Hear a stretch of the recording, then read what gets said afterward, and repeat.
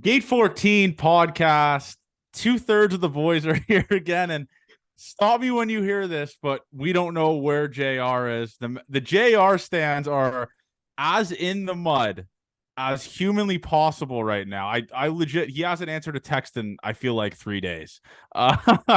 Avery, what's up, buddy? How you doing? I'm good. I'm good. We did the live stream today. That was good. I feel like we should be banned from doing live streams because on the days that we record, because it feels like we've just talked about everything that there is to talk about. But we'll move on. We'll work through it. Jer is Jeremy Roach. That I have no other people to kind of work off who Jer is because I know he's just not sitting on his ass. That's No, not we compared it to, no, he's that dad that doesn't show up. That's what he is. That's like the best comparison I could say. But when he does show up, like everyone loves it. It's like that kid that it's like we're like the he's the fun dad. Yeah, he's the fun dad that the moms hate. You know what I'm saying? Like, not the moms hate, but like the moms are like, I can't fucking believe this guy. That's what JR is. Yeah. He's Jared. I got no words. I mean, he went out and he was watching Creed last night. That's what we talked about this morning. And then since then, no calls from Jared today. So I think he has to release a formal no tap apology. If he doesn't show up to this entire episode, which I probably think he will show up, he's on no tap watch. I want a full no tap apology, and I want Gate 14 Nation to hold him accountable if he doesn't show up for the entire episode. Not at the start. I want a no tap apology. I will say that. We had more Roach awareness or more contributions from their younger brother Kyle in the chat on Friday. And the only job JR has, like, you and I clip stuff, we put out the content. JR literally just has to show up and make the website, and he can't even do both. And that's just the JR. He does more stuff. He's in his bag with some other stuff. Oh, here he is. Here he is. All right. Here he is. Well, fucking well. Well. And he doesn't have his camera on either. No camera. JR stands are all the way back. He has landed. He looks like he just woke up. I was on my laptop, boys. I was ready to go, but let's just say the Twitter notifications weren't on, and it was 5:02, and I saw that you sent it at 56. I was like, "Fuck, the boys have probably already started the pod." And what do you know? I come in and the pod has started. What do you think we talked about the last 6 minutes? Probably saying I was never gonna come and ripping me apart. No, we weren't ripping you apart. I said to the JR stands out there, we have to hold him accountable. If he doesn't show up, we need a no tap apology. If you like a no tap to Gate 14 Nation, so you're good. You're in the clear now. So we have nothing to worry about. But JR, what's up, man? What have you been doing? You've been hammering away work on Sunday at 5:00? Of course, man. Always, man. I'm always working. But last night I took it easy. I saw Creed. Ave saw Creed too. Who'd you go with? I just went with the fam. Oh, That's family adorable. outing. By the way, I went to a Kitchener theater where you can just lay down, VIP service. My God. I had I've been there beers. before. That's a thing now, Ave. I It's a thing everywhere. There was a bar before. You had to drink at the bar before you went into the movie. It is absurdly People better were getting than pizza just and normal. poutine in their seats. I didn't go for the food, but I just was doing beers. But I took a pregame nap because I knew I was going to fall asleep if I was reclined in those seats. I knew it was going to happen. It was awesome. It's It's worth it. Oh, you can go straight back, brother. I think I went there last year. Is it the one near the Chick-fil-A? Yeah, right beside it. Yeah, okay. I think I've been there. I don't remember the seats reclining. The movie that I watched there was that Harry Styles movie. What's it called? Oh my God. Harry Styles movie. But the weirdest part about it is one of our followers on TikTok like commented on our stuff and said, "I just saw you at the movies. Was that you?" I'm like, that's weird, man. Like, what the fuck are we doing here? Well, I think it was a good thing he didn't comment that you were at the Harry Styles movie. Well, it was a great flick. I'm sure listeners have viewed that. But actually, speaking about that, I have a take that I tweeted that I got a lot of heat for, and I know JR is gonna rip this apart. I think prepay gas pumps Oh, this was stupid as are fuck. the biggest fucking joke that have ever existed. And let me explain why before I get ripped apart here and before I get dissected. So I went to the 7-Eleven. I didn't know you have to set the limit. Like, it just automatically does a max limit. So my limit was $2.50. Fine, whatever, that's fine. I'm obviously going to take it off the credit card. So I put it in. It goes to $5 and just the entire machine just shuts off. Like, the pump just shuts off. So I'm like, what the fuck's going on here? So I had a $250 limit. So then I do it again. I set the limit to $60. That's not enough. Then I do it again. I set the limit to $40. That's not enough. And I only pump, that's enough. I only pump $5 out of the 40. So I had like a pending $200 or $300 and like $50 charge on my credit card that obviously got deleted. Why can't you just put your fucking credit card in the machine and then pump your gas, and whatever the total is, it just takes it off the card? Why do we have to do this entire guessing game? That's pretty much how it works, Johnny. That's not how it works. You have to press a number. Okay, but it can't. It's got to charge your card in case you fucking get in the car and leave. They have cameras though. They don't catch you all the time. I know it has to charge your card though, but you already put your card in the system is what I'm saying. You put your card in the system. You don't type any number. The card stays in the system. You pump your gas. Once it is done, it says on the machine, charge $83.56. Boom, rip the card out. That's all I'm saying. Is that crazy to ask for? Yeah, you'll forget more people will forget their cards in the first 10 days of that than anyone all time. I have bone to pick with the gas stations as well. Last Sunday, I started filling up my tank, put my card in like a normal person, $2.50, no problems with that because that's how stuff works.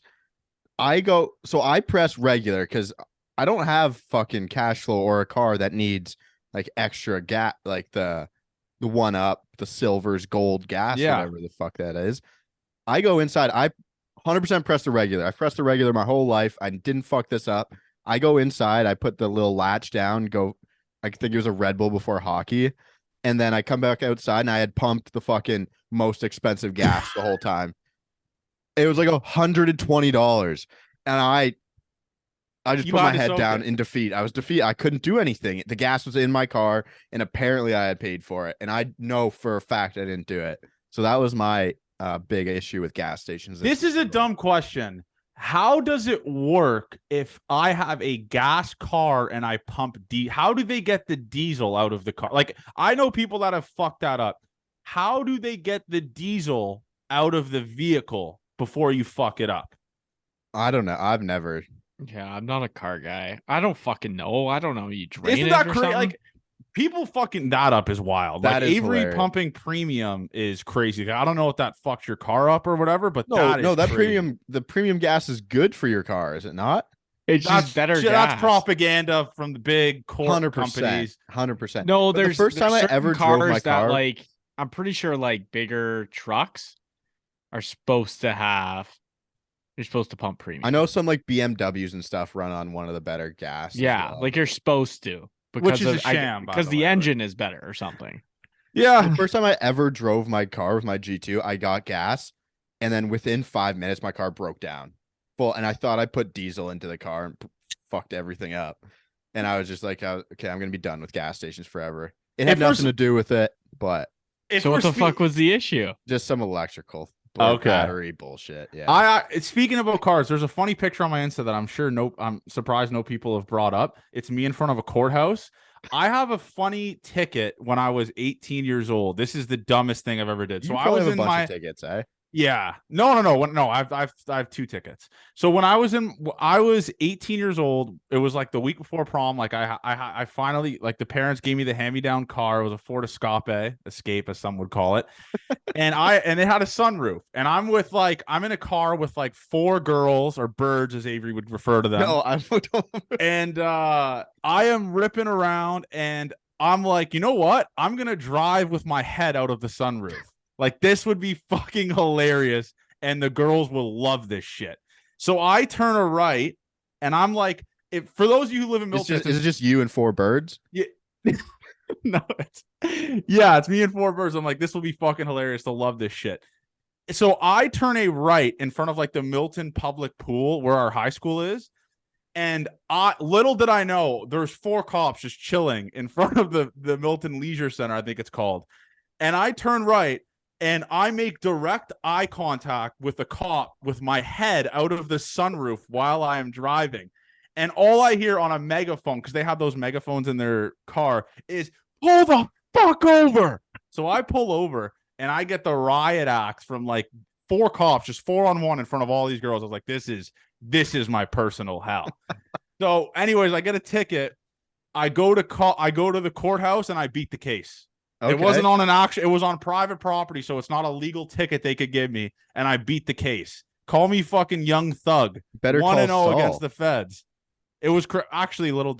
I didn't beat the case. They just didn't show up to court. But yeah, no, I'm 1-0 against the feds. That's just my ticket. Do you guys have any dumb tickets? Like, do you guys have any ticket? Avery, you have a couple tickets. I've never been pulled over. No run-ins with the cops. Wow. JR, wait, I know. Wait. I do have run-ins with the cop. One.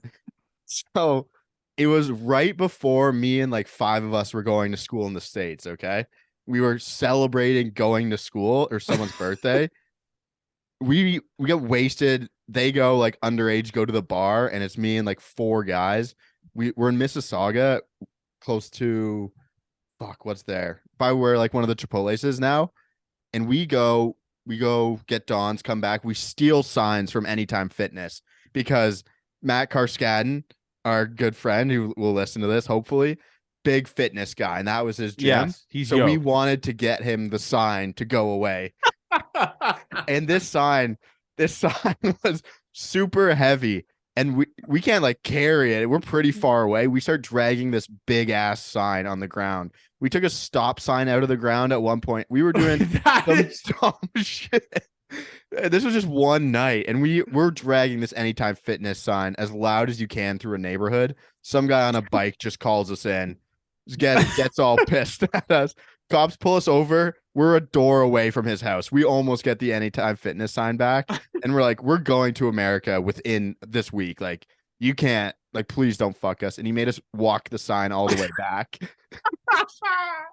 He was like, yeah, that's fine. It's like, we got more important stuff to do, but you just have to bring the sign back. That's just 18-year-olds just being just so dumb. Like, that's what that is, dude. I know JR, maybe some Chris Roach pullovers, or I know there's like I can't speak on it, but I know there's like an epic Chris Roach pullover that I've heard stories about that I don't even know the full story, but it involves a absolutely fucking hilarious pullover with like 5 other guys in the car going to golf. I've only had one warning, and that was with the boys. I was driving the van, and I just got a warning.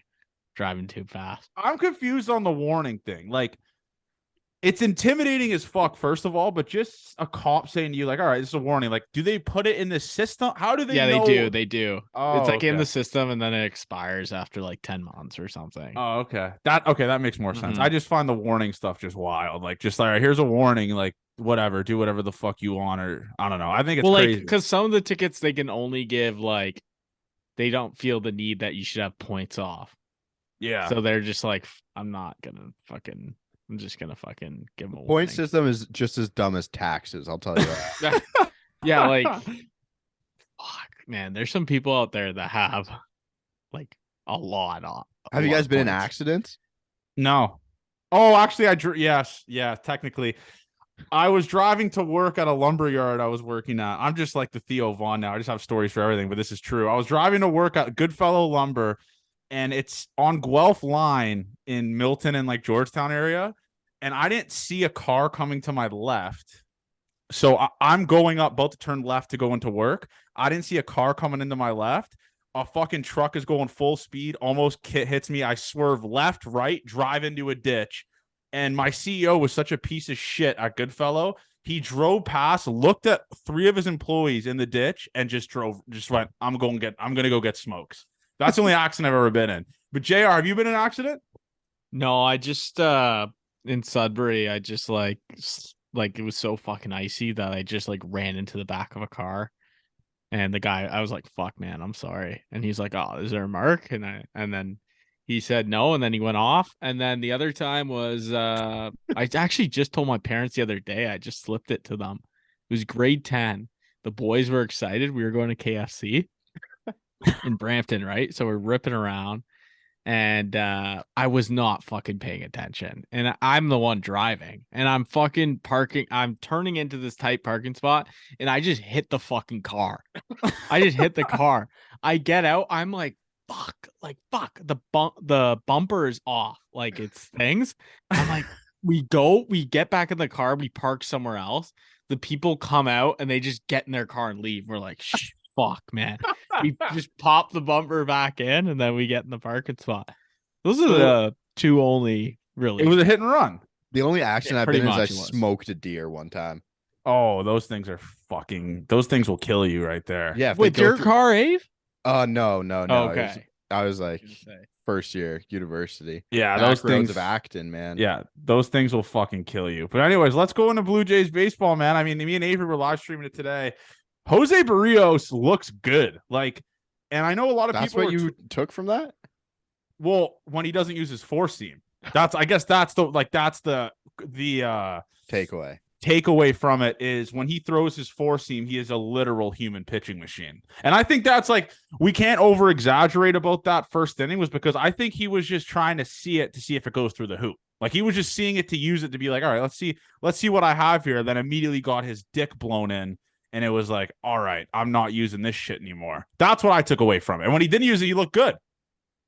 Yeah, Schwarber hitting the home run off him. We're gonna get an earful about that. It was his birthday too. Like that, No that was inevitable. Like that was happening today. But other than that, yeah, the four seam fastball is a shitty pitch that could be used in the OUA. Maybe. I don't even think it could. I'm sending Barrios' four seamer to hell. Yeah, he could pitch for York. Maybe. Yeah, he looked like. But all the other stuff was fine, like the bounce back after that. Yeah. What do you get out of it? 3 innings, 2 earned. Like that's okay. It's fine. He's gonna give up hard contact. That's what he did. We need to keep it in the park and limit it to. I mean, if it's a full outing, he gave up 3 earned over 6. It's an okay, pretty good start. Like we'd take that, right? So nitpicking on some early stuff here. I think him in the World Baseball Classic will be a very telling tale of how, if he has improved on some stuff and if he has some takeaways from the spring. Like, let me look here at his four seamer. So he threw his four seam 11 times, and this is just like the. Oh yeah. So he threw his four seamer 11 times. The average exit velo was 86.4. And no, this is even worse. His average exit velocity was 94.3 on his four seamer, and on his slurve, it was 81. So, like, and he got hit around though with the sinker too. But see, I think Statcast fucked this up because they marked the four seamer and the sinker. They said he threw it the exact same amount of times. I could be wrong on this, but this is just what we're doing here. But he gets significantly more whiffs though on his sinker than he does on his four. Like his four seam, he got 5 swings and misses, but the max exit velo was 108.4. Like if he throws that in the season, he is going to get his fucking doors blown off. Yeah, I don't know what the numbers from Minnesota look like. I saw someone tweet them out today. I forget what kind of the verdict was from them, but there has to be a different pitch mix or something like that. But Pistol, drunk ass Pete's got to fucking figure him out before the season gets going. The other thing, World Baseball Classic wise, is Vladdy's not playing in it, which I'm happy about. Could be a good thing. Going to limit his innings before the season is probably a good thing for us as Blue Jays fans, right? Because Vladdy plays like people. I don't understand like the people that are just like to chirp Vladdy. He has incredible longevity. I mean, he played, I think, almost every single game last year. Besides, you can count on your fingers how many games he didn't play last year. This is a dude that wants to play every single day, that is going to play every single day pretty much. Why waste him in spring training? Just limit it 1-2 at bats whenever he plays, whatever, until he's fully healthy. But this is a guy that it takes one game for him to get in the groove. That's it.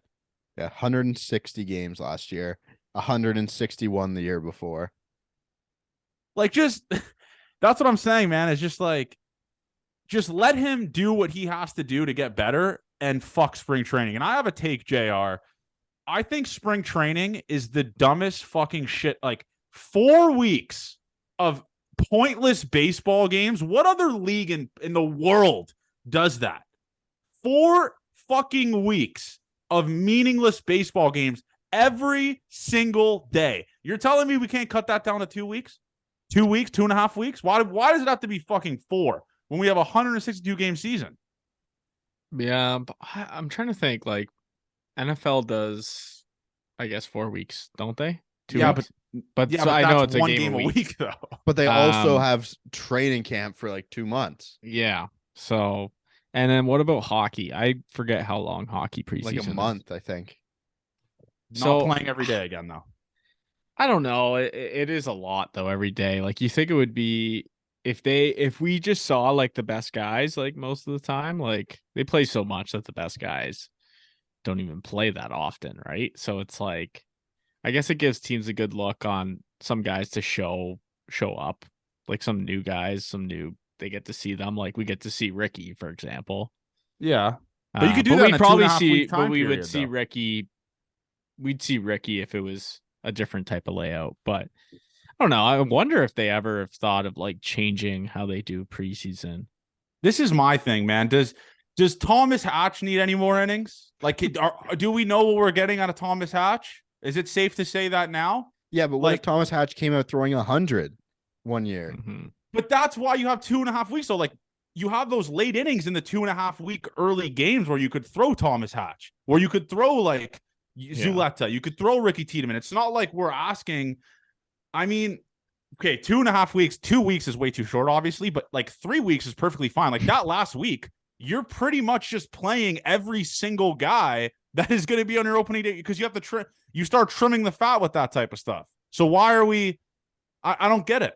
It could be 2 weeks of games and have. I don't know. I don't know what the right answer is because there feels like a lot of wrong answers with it. Feels like what we do Mhm. right now is too long, is a ton of shit. Yeah, what like I feel like it would be better if they play. You're right, though. If it was like the schedule wasn't every day. Like if they were just like also we got like training content of the I know they're still practicing on the side, but like I feel like they don't need to play that many games. It's crazy. They're playing almost 30 more games. So what happens in college baseball is obviously you train all fall, then you kind of get time off right before Christmas, and then you come back and you have a month before the season starts, which is kind of just like what they do in the big leagues, right? Yeah. You have to work it up for opening day as well. Yeah. So I don't know. Maybe everyone's just kind of gone off that, and that's just taken as the right way to do spring training. But I don't know. I'm not a huge prospects guy for like the Jays. I do it more like the top prospects in the league. So for me, I'm not huge on the big 7th, 8th, 9th innings. Fuck it. We don't even stream it. Yeah. I mean, if that doesn't tell you we don't care. I don't know what will, but like maybe we make them 7-inning games or something. That's a good point too. Yeah, you can. That's another way to get past it. I just think it's just.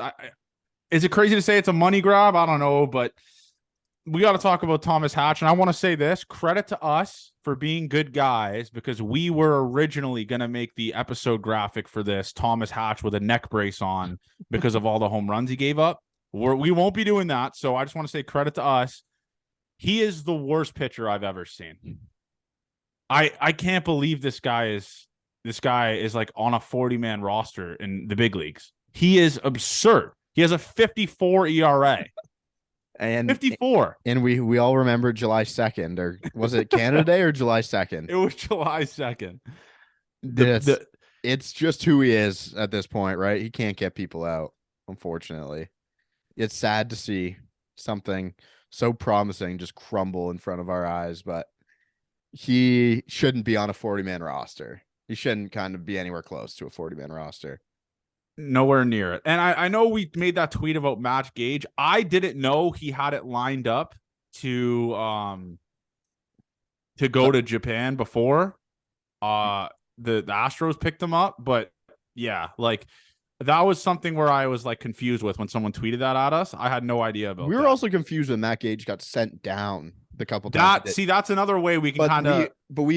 I'm not big on following the rules for having guys on the 25 man or whatever it is. So based on how that was worked out, I think that's why he got sent down before. Maybe we'll be better on that this year. But when he pitched in the big leagues, I thought he was decent. So for us, it was kind of like, why do we have to send a guy who has been successful in the bullpen when we have so many people struggling? And That's another thing in the bullpen, we have fake Twitter sources that might be real sources saying that they think they're going to move some guys, which I think is probably a good thing. Like Trent Thornton and Adam Simber, if they get moved before the season, I think it's good to get some of those other arms in because we have a plethora of great arms in the bullpen. And we got to give our flowers to Julian Fernandez. This dude looks like the second coming of Christ. I mean, he's making some of these bullpen guys are making it very hard for Toronto Blue Jays front office to like pick who to be on the opening day roster because obviously besides Trevor Richards, I mean, that dude has been. I think it's malpractice if Trevor Richards is on the opening day, like bullpen. You think so? Yeah. I don't think we need him. I don't think the Jays need him with that Julian Fernandez, man. He looks so good. I know it's how other bullpens are built, not all other bullpens, but we look at the Orioles, it's like, hey, they pick these guys up off the street and then they're pitching in the big leagues. We pick them up off the street, and if they're in AAA, it does legit nothing for us, right? So yeah, we've seen Trevor Richards, we've seen Simber. I don't want to chirp because of just that one bad outing that he had yesterday or Friday, whatever it was. It was really bad, but he is a little more goodwill, in my opinion, than Trevor Richards does.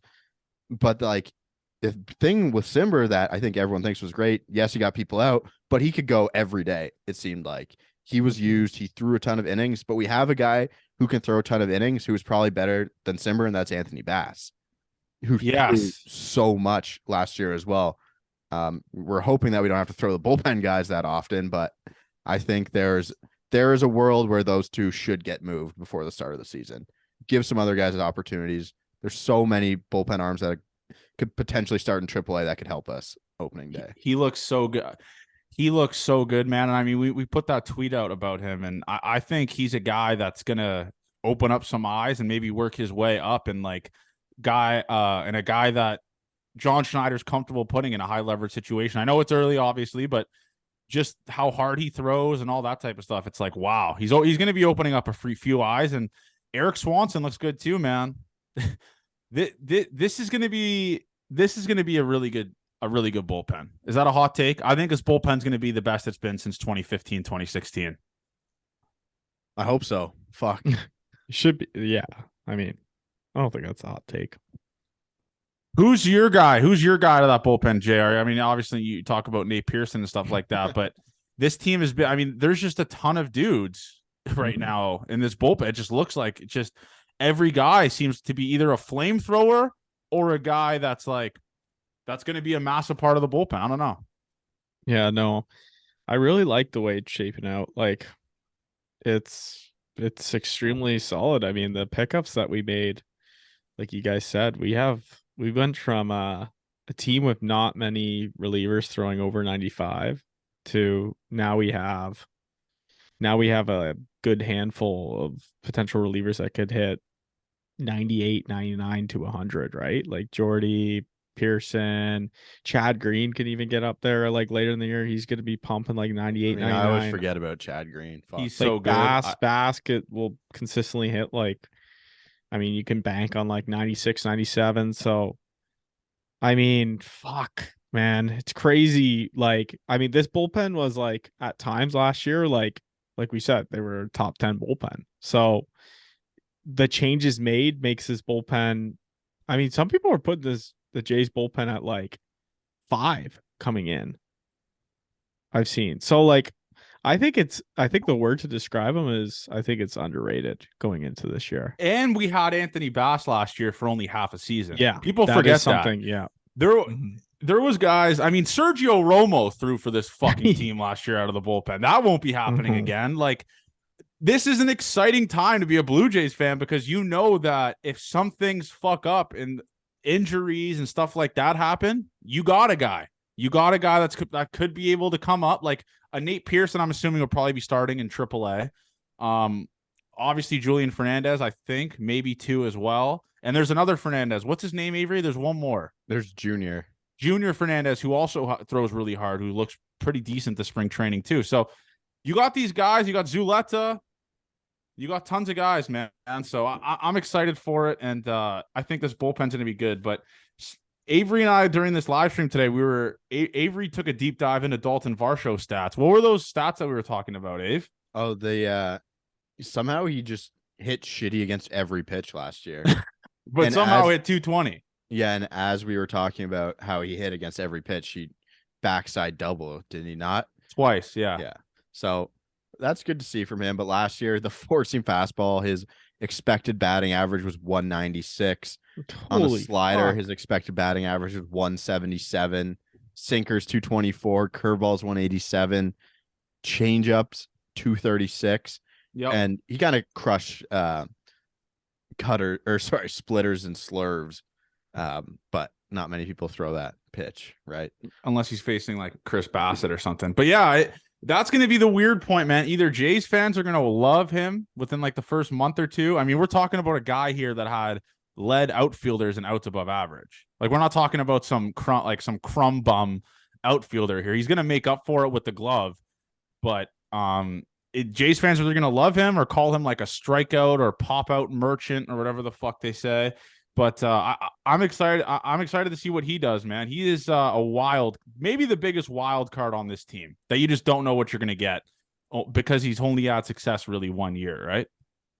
Okay, he did. I don't know what this is saying. Oh, this is mixing cutters and sinkers into fastballs. He hit 250 against fastballs last year.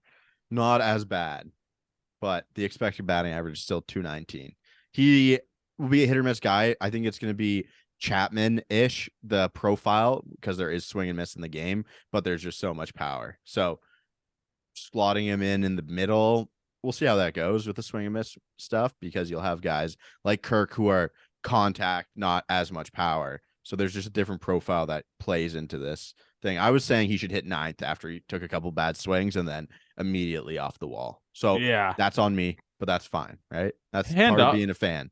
Have we recorded since Yusei's last appearance? No, I want to say no, right? No, because Wednesday, because we recorded with Keegan on Tuesday, right? This guy, again, he goes 2 innings, no hits, 2 punchies. He only threw 14 pitches in 2 innings. He's leaving me speechless. Yusei Kikuchi, at some point, I know we were a little bit sarcastic with it at the start, but he looks fucking insane. A lot of swing and miss stuff. I know they didn't have StatCast for his second start, I'm pretty sure, but he looks incredible, man. He really does. And he has that confidence back. And he even admitted, I'm pretty sure, in an interview, the pitch clock is really helping him out because he's just not thinking.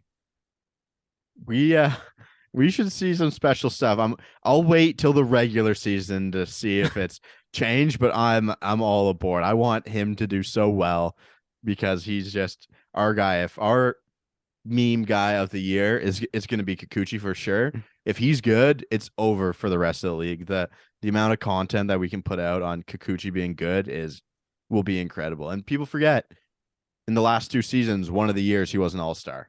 So if we can make it 2 out of 3, I'd be pretty happy with that. JR, where do you stand with? Are you all aboard the Kikuchi train? Because I feel like you're 1 foot in, 1 foot out. He's out, man. No, I'm all aboard, man. No.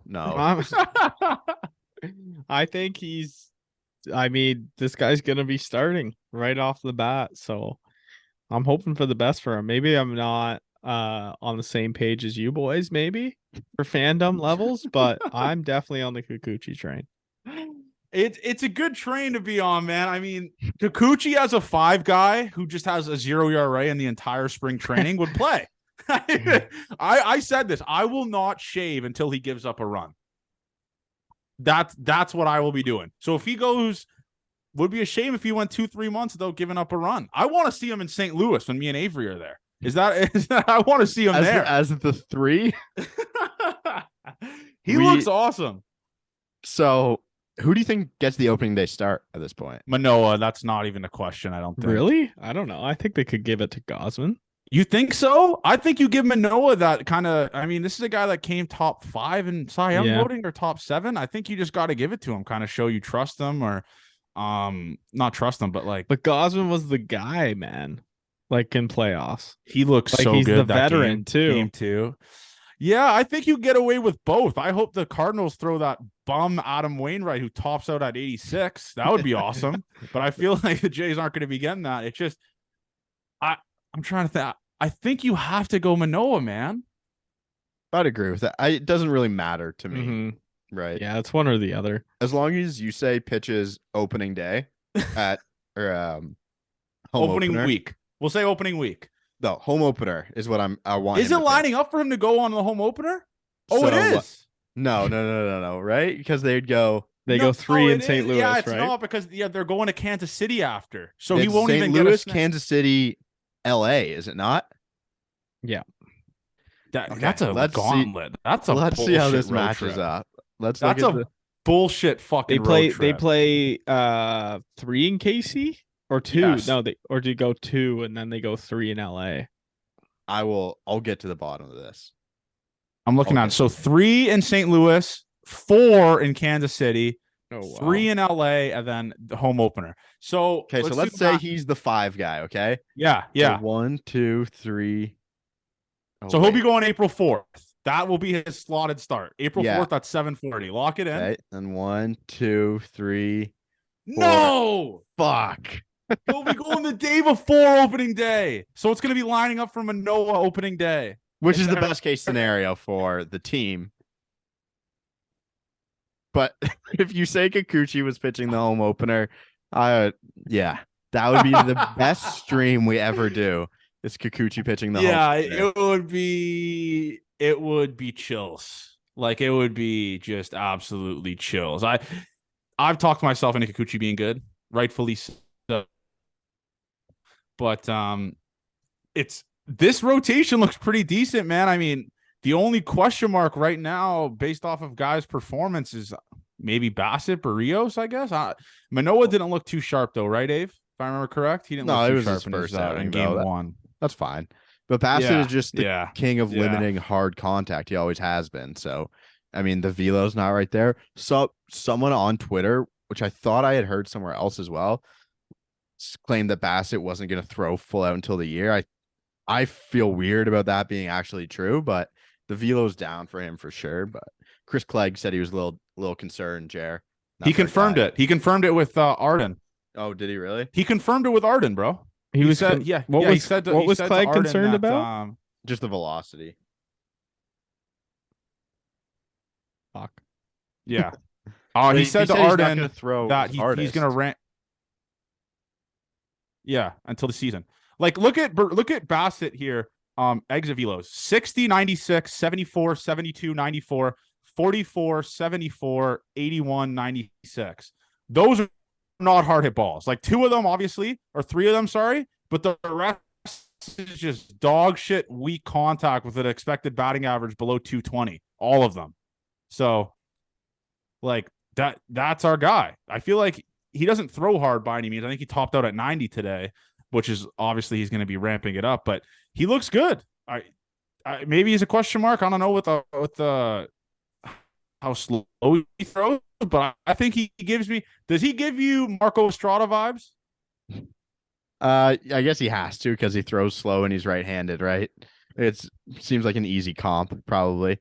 I think if he would have signed in San Francisco or something, it would have been an incredible thing for someone who pitches to contact. But he must have. Do you think they told the guys about the dimensions before they signed them? Had to have, right?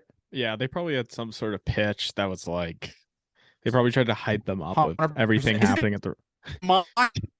Or is it yours? Johnny, your internet is just by far the worst anyone's ever. Johnny been. sounds like the fucking Futurama fucking robot right now. Guy is fucking internet is brutal. Yeah, out to lunch. He has been. I thought it was me. Am I good? Now you're You're good. better now, but like holy fuck, like no, you're bad now. You're back being bad. It was. It was bad before, and I hate when I think it's my internet that's bad because I'm recording it, and if it's bad on my end, we're fucked for the recording. happy to know it's Johnny because I saw you moving pretty quickly there, Jer. Yeah, This I get is- the biggest anxiety. I get the biggest anxiety ever when I'm freezing or someone So else. that's just gonna all have to get cut. I mean, I didn't No, hear. no. No, we're good. We're talking, but you're Oh, still you're bad. good. Oh, you're good on your end. I was. Yeah, Yeah, we're you. completely It's- fine. Yeah, that's a crutch of mine. That's I don't know what the fuck's going on here with this internet. I keep getting kicked from Call of Duty lobbies every fucking second game. This is what it is. But what I was saying is Chris Bassitt is a guy that is a very boring pitcher because it's not a lot of strikeouts and it's just a lot of just these dog shit weak contact. I'm trying to get you to hit the ball type of guy. It's really boring in my opinion. There's no electricity. If you're a betting guy, just bet his under strikeouts. That's the majority. That's what I'm taking from it. Yeah, It's, but the Jays, going to the be Jays set need at it though. 3.5. Yeah, the 3.5. The Jays are in like based off Bassett's role. It's like it's not to be a 2 or a 1. It's to be a 3. So, we have guys that throw hard. I mean, fuck, Barrios gets up to 96. Gosman gets up to 96, 97, and then you have Manoah, and then you have Kikuchi who throws hard. So technically, we don't really need another hard thrower in the starting lineup. So I think it's more about Bassitt. You just log fucking innings for us. Just fucking get quality starts and log innings. Oh, we got to talk about Bichette. This dude is raking in the spring. Raking. I mean, today he's fucking looking good. He hit 2 balls today. He hit one 106 and then 105 back to back single and then back to back singles the opposite way. So this is a guy that if he can kind of hit like this, I mean, obviously he doesn't have to worry about contract talk anymore. He's locked in here for 3 more years. No more of this stupid ass arbitration process. This is a guy that is going to be locked the fuck in, especially seeing the deals that shortstops are going to be getting when he becomes a free agent. He's going to get paid. He's we gonna were get doing the fucking deep paid. dive. Yeah. About last year when we were in the Bozo Bichette phase. Yes. We're sorry for that, Bo. Yeah, we chirped the fuck out of him, eh? I know. Holy fuck for a But long rightfully so. He was hitting like 240 and making 100 errors. Then The only reason why his average was good was because in September he hit like 400. He reminds me, this isn't crazy, but he reminds me of similar profile to Trevor Story when he was good. When Trevor Story was good, not as much power, but Trevor Story could also steal bases. Trevor Story was an awesome player. He Until was he got fucking hurt. phenomenal. I can't believe just how bad Trevor Story has gotten. He is a walking Band-Aid. He is a walking Band-Aid. He had Tommy John too, right? But Bo being able to steal bases, being in the game, being aggressive, you can work with the defensive inefficiencies with Bo Bichette as long as he's hitting. Yeah. And I think, I mean, it was just another weird year with the lockout last year, probably for spring. That was weird for him. Again, his dad got taken out of the staff. Pops. Rightfully so. I mean, he's a noted piece of shit. But it What? Is he? Yeah, oh yeah. He's He is a noted But that piece was of human trash. That was different for Bo, right? It was something that was changed on him, I think could have concerned him. But I'm happy to see what he's been doing right now. Just they were playing that kind of shift on him as well, and he just inside outed balls as hard as fuck down. He looks so good, dude. He looks so good. And me and Avery did talk about this. We will apologize for the Bozo Bichette comments we made. I mean, he was terrible at fielding, but we are so lucky to have a guy like that at shortstop, like a top 5 shortstop in baseball. And he's so young. He rakes, man. I was looking at some of his home runs last year. There's one home run specifically against the Rays. It was like a low breaking ball. He just sticks his bat head out and just launches it. Like he almost cricket hit it and just launched it over the fence. Not many guys are doing that on other teams. Like look around the league and look at some of the shortstop, especially in the AL East. The Yankees have a bum at shortstop. I think I'm not a Gleyber Torres guy, but they will have Volpe, who's good. The Red Sox have Kike Hernandez, I'm pretty sure, at short. Was that right, Dave? Yep. And the Orioles, that's another, like, who the fuck do they have at shortstop? Jorge Mateo plays shortstop. Jorge Mateo. Like, Don't they have, we are so lucky. We are so lucky to have this guy at short. Gunnar And I feel Henderson's like going to play third. Oh, is he? Yeah, Gunnar Henderson's playing third. He's fucking good. We He's need really someone good. to set. We need someone to continue to remind us, maybe some way halfway through the year, how lucky we are to have Bo. Because I feel like that gets taken away from us. You know what? Something I was also. This is kind of a hot take, but okay. You know Jordan Groshans, how like we were waiting for fucking like 5 years for that motherfucker to come up, and then he just never proved it. Yeah. Is Orelvis gonna become Jordan Groshans? But Orelvis launches though. I know, but we thought Groshans did too for this fucking longest time, that he was gonna be our next third baseman. But then the power numbers went down. And it hasn't with Orelvis. Yeah. He's special. So when the fuck does contact that needs to Orelvis go. get his chance to crack this lineup? What is When it? Matt How old is Chapman he? leaves. 19? No, he can't be that young. No, I don't think he's that young, but He was see, the youngest player in Double-A, I thought. Yeah, he was. But I don't think he's 19 though. People are punching Let me their check. radios right now. Let me They know check. exactly. Yeah, they Let me know check his right now. fucking He's birthday. 21. He's 21. Yeah, he's 21. He's 21. So he's still young, but Yeah. this is the thing. He kind of is. He, in my opinion, is probably going to be a trade piece because you got Matt Chapman, who's probably going to be leaving. Obviously, he's going to be getting paid. You got Addison Barger, who's going to be coming up playing third base. And Orelvis Martinez, if he wants to play third, he's going to have to rot in Double-A again this year. He was younger than the average Double-A player by 4 years last year. Really? And Do he you hit- think, though? Do you think and that's he going to hit be a 30 trade piece? home runs. Do you think that's going to be a I just trade feel piece, like Abe? though, like it's not even a serious combo that he could crack the Jays lineup. I don't like they have Chapman there. I don't think they're in a spot to give him the chance yet. They That's a don't panic need- button because Barger's in front of him. Yeah, they don't think they need to give him the chance. He's good. Like In 100%. reality, Orelvis should be ahead of fucking Barger. I mean, potentially, Barger, but- we've been talking about for a year because of what he's done. Orelvis has been talked about since he's been in our system. I mean, that he was- Orelvis hit 203 last year. They're the same Yeah. age, though. They're the Yeah, same age. Orelvis can't hit 203 and expect to be in the majors. That's why Barger's ahead of him, though, because Barger's shown the ability to be able to hit for average, as well as like launch baseballs into the fucking sun. I don't think So you that- use him as a trade piece yet because of the thought of Chapman leaving. He does become a huge, valuable piece, though, if he just rakes in AAA to start the year.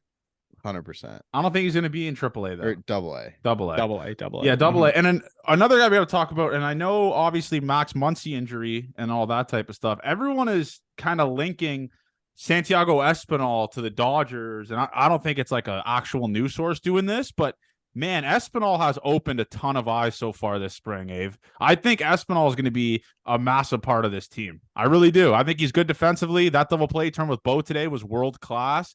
And he's just showing, like, listen, I know my role. Like Kevin Kiermaier said, I'm just going to be that guy that just hits these slapdick singles and doubles in the gap. And that's what Espinal's been doing. Yeah, he's good at what he's good at, and it seems like he hasn't tried to get ahead of himself here early in the spring, which is good. He's not going to be flashy. He's not going to hit more than 10 home runs probably, but he'll be able to impact the game in a very positive way. I think maybe I want Whit Merrifield to be in that position just because I know what Whit's done so often, but if he can be what he is, it's really positive for the Jays. We saw it last year. He helped us. Again, all-star, one of the bullshit ones because everyone else was hurt, right? But Yeah. still, he's a very good player, and he stayed within himself here early in the spring, and he's an exciting player, man. Just singles up the middles. If he gets the ball elevated, maybe he can put it out, but as long as the strikeout numbers don't go up, he's gonna have a very good year. That's I a guy think. you need at the bottom of the order. That's a guy you need to get on for Springer and all that type of stuff. And another guy I just mentioned is Kevin Kiermaier looks fucking good, dude. He looks good so far this spring. I mean, he's throwing guys out at home. He looks good in the outfield, and he has been launching baseballs this spring. We gotta pray he stays healthy. It's the only thing that's really taking him back, right? Yeah. And it's a long history of injuries, unfortunately. Yeah. He's had a really long list of fucking injuries in his career, but I'm pretty sure he has a brand new hip, if I remember this correctly. He's like my old man. Yeah, just like, listen, if Kevin Kiermaier is good for this team hitting in the 9 hole, I'm not even asking him to hit 320. Like if he hits 260, this lineup is fucked in the head. Yeah, I'd be happy with 260 for sure at the bottom. Someone who can steal bases as well. Yeah. Like just think of him. Slapdick single to the left, steal second base, George Springer, double in the gap, Bichette, single, Vlad, home run. It's just a beautiful thing to think of. This year is going to be the year of a lot of stolen bases. We've already seen it. We mentioned it with Keegan Matheson. And actually, speaking about that, our listeners love that guy. Like, love Keegan Matheson. People were coming up to him at spring training that listened to the podcast, and they were talking about how much they love him. Keegan Matheson's a gate 14 guy for life now. Like, he loves the boys, and the listeners love him. He's incredible, eh? Like, we didn't have like a post recording episode to kind of finish it off, but he was way better than I expected. He talks like he could be on TV. Fuck, like he should be on there over some of the other guys, maybe. JR, you got a chance to listen to it. What did you think of Keegan? Like, did you expect a big J journalist guy that was really buttoned up, or like what did you think? I thought he was really good. I mean, he treated it like the way he treated it, like wasn't that he was a big shot, which you just love to see. And like, it seemed like he genuinely like actually liked coming on here because he could like say some stuff that he usually doesn't say about certain aspects of the Blue Jays. Cause like he has to maintain like that professional level. So like we said, I mean, this is the reason why we created this podcast, is because you can say anything you want on this podcast other than shit that gets you canceled. So, yeah. And borderline, sometimes we cross that line, but he came on and you could tell he like actually enjoyed it, and people got to see a side of him that they've never seen. And obviously he's just a huge beauty. I mean, that's just the word to say, but I can't wait for people to see him at the Rogers Center. I'm actually pumped to go out and grab beers with him, Abe, because he did mention that after the stream. We should go to a game with them and just fucking get some pints. I don't think we'll be allowed in the media. No, obviously not. Yeah, I think going for like a post game beer with him when he's more relaxed and like he's written his article, so like, cause they stay at the park after the game and write stuff, and then once they leave, it's done. I'm pretty sure like they don't have to worry about all that type of stuff. So I think a post game beer with Keegan would be all time. He seems like an awesome guy, and he's from out east too. And I haven't met many bad people from out east. Yeah. I'm not sure. I listened to most of the episode. We should have asked him what's his words per minute for typing. It's crazy. It's probably has to be insane. I don't even know what's good for that. I don't even know what's good for that either. Because I can't type. I actually don't even know either, but yeah.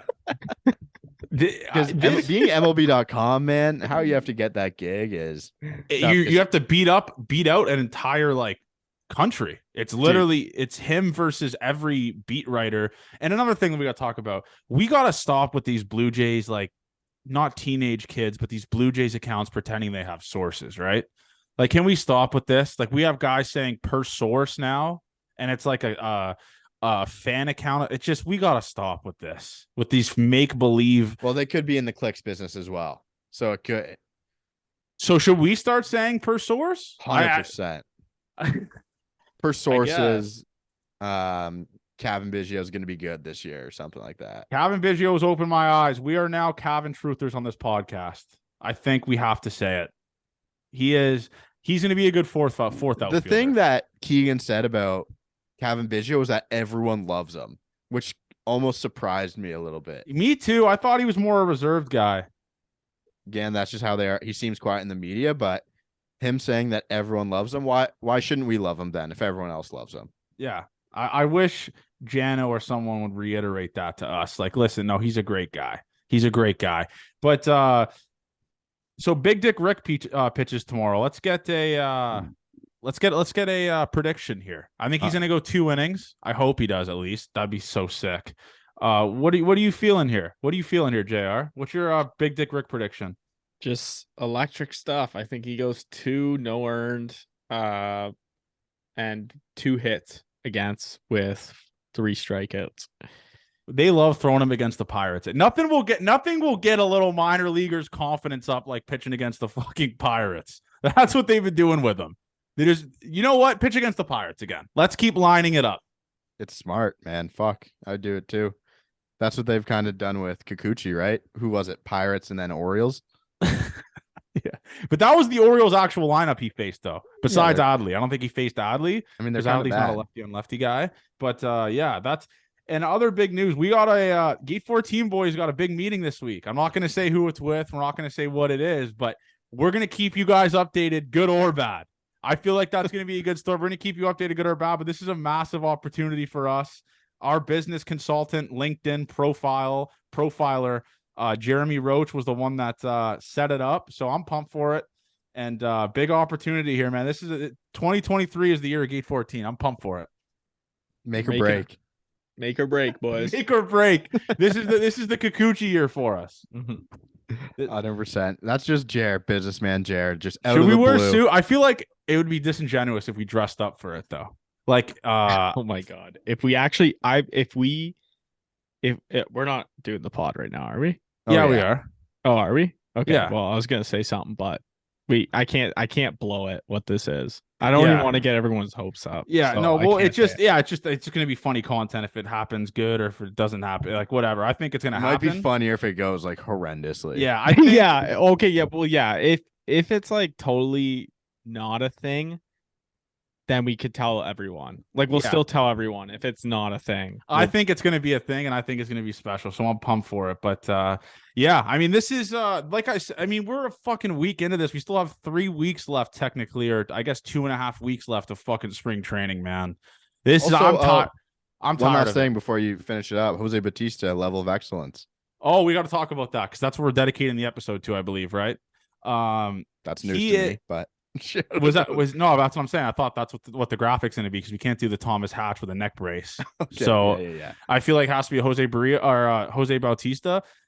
Thank you for bringing that up. I forgot about that. But yeah, man, I'm ecstatic for it. I mean, he is a massive part of my, I guess, not childhood, but teenage years fandom of the Toronto Blue Jays. I mean, that was the guy when he was up in big situations. This motherfucker showed up. This dude showed up. He hit 2 home runs in Game 6 against the Royals to force a Game 7. That's all you need to know about Jose Bautista. I mean, do you got like what's your guys' favorite memory? I guess besides the bat flip and stuff like that. Like when was I was middle school when he did 50 home runs, right? And that was for people who weren't big into baseball before that. That's probably closer to our age. That who would have gotten you into baseball. Like Roy Halladay early, Bautista transition into the 2015, 2016 team, and then that team as well. So very well deserved. For Canada, he's probably a lot of people's like player that they fell in love with, why they fell in love with the game of baseball. So I can say that too. That was a guy that made me. I know obviously when I was a kid going to Jays games and stuff like that, it was Roy Halladay and stuff, but Jose Bautista turned me into a psychopath fan because he also what he did well was he added passion into his performance, which is what Roy Halladay kind of didn't really do. He was more reserved. Jose Bautista was getting into fights with other teams, talking shit to pitchers, talking shit to opposing teams. That is a guy that I kind of turned me into kind of like a psychopath for the Toronto Blue Jays. What about you, JR? I would have to say the Odor rivalry between the two. Like just the fighting, the iconic fight at second base is just awesome. that he lost, unfortunately. But Yeah, they got punched right in the fucking face. he didn't go down though, man. You didn't? One He thing ate about that. Jose Bautista, he didn't go fucking down. He ate that. He ate that. Who do you think's next up for level of excellence? Who's the Do you next man up? Do you think they like Edwin gets one too? Was he here long enough? Because the thing about Jose Bautista is with Jose Bautista, he literally turned his entire career. Like he will, if he goes to the Hall of Fame, I don't think he will. I'm not sure if he will. No, He won't. But if he did, hypothetically, he would go as a Blue Jay. Yeah, Like he that's was a Pirates third baseman before. Yeah, and then he went to the Mets. His career fell off. Batista was here for a very long time, right? I don't think I think based off of postseason success, you have to put Edwin in, right? It has to be Edwin. They're synonymous. Like those two, Josh Donaldson that time. Is Josh Donaldson a level of excellence guy No, though? he left horribly here, I think. Yeah, I don't think he is. Edwin's good memories, Josh Donaldson not so great memories in my opinion. Mhm. Josh Donaldson was the better player probably. Like at the peak, obviously won MVP, but I'm talking about Edwin not being here for a long period of time. I mean, he was here for 1, 2, 3, 4, 5, 6, 8 years, 3 All-Star games. He hit career 268 with 239 home runs here. This is another guy that you just associate with the Toronto Blue Jays, man. I mean, obviously he was an all-star with he went to Cleveland and stuff like that, but that was when he was kind of ass. This is where he was the best at. I think Edwin is a slam dunk. 136 OPS plus of the Toronto Blue Jays. This is a guy that has to be up there right beside his boy Joey Bats. Has to be. So like the last 5 years he got MVP votes. Yeah. As a Blue Jay. Yeah. It's a slam dunk. 4 of 5 last year. It's a slam dunk. And I think earlier I was saying he wasn't here for a long time. I didn't realize he was here for 9 years because he was terrible with the Reds and then came with the Jays and kind of turned his career around. I think he is a lock. I'm going to call it. He is a lock for the level of excellence in Toronto. A lock. Didn't go to team. He's back with the team, right? Like he's giving back. I think it would be wrong of them not to give him his flowers and put him up. And I like how quick they're doing this for Jose Bautista. Like you don't need to wait 10 years for these guys to be gone. Like like when they're gone, like the Roy Halladay, right? I mean, Roy Halladay got his level of excellence after he died, unfortunately, I'm pretty sure. Right? Am I right? Am I right on that? Or am I speaking out of my ass? I'm pretty sure his kid was here and it was like an emotional time. So you that's my thing. Don't wait until guys are gone, man. Give it to them when they're here, when they still remember it, when they're not like struggling with like old age and all that type of stuff. Give it to them when they're here. Give them their flowers when they're here, man. That's the best thing to do. And I think Edwin, especially him coaching this team, I think it would be a slam dunk. And I'm pumped for that. I'm not a bobblehead guy. I probably won't ever get this bobblehead, but that bobblehead looks cool too. The Bautista bat flip, that's going to look sick too. Yeah. What is it? August 12th, July or something August 12th against the Cubs. Surely Marcus Stroman won't make that about him though, with him being there. No chance. There'll be a crazy post in there. It will be a crazy post from Stroman. JR, anything left? No, I'm excited, guys. Like we said, we got a big year coming up. 2023 is going to be the Gate 14 year, and we're going to fucking kill it. Yeah, and Avery, anything? Nope, I got nothing, boys. And I want to end it with this. Obviously, I put a tweet out a couple days ago about me going through a couple tough time in the past couple weeks, and I got just flooded with like DMs, tweets, all that type of stuff. So I just want to kind of say thanks to everyone that reached out to me, kind of checking in on me, making sure I was okay. And like I said, man, this is the best fucking followers in the world, bro. I mean, just the amount of people that would just reach out, say, love you, Johnny, all that type of stuff. And I want to say this. I know we fuck around here a lot on this podcast, and a lot of our listeners are guys. If you are listening to this and you are going through some stuff, man, don't be scared to go to like therapy or just kind of get help, man, because it's fun. I know guys aren't supposed to be talking about this. I know you'll probably get roasted at school if you mention you're going to therapy and stuff like that or whatever, but obviously focus on your mental health. And that's a massive thing to especially the younger generation of males and stuff like that going through. So don't be scared to do that stuff. And best fans in the world, man. Gate 14 for fucking ever. Just crazy the support I got, but stay tuned for the vlogs. We're going to be, I don't know if I'll be able to go live this week, but we'll be producing content for the boys. Love you guys. And thanks for listening.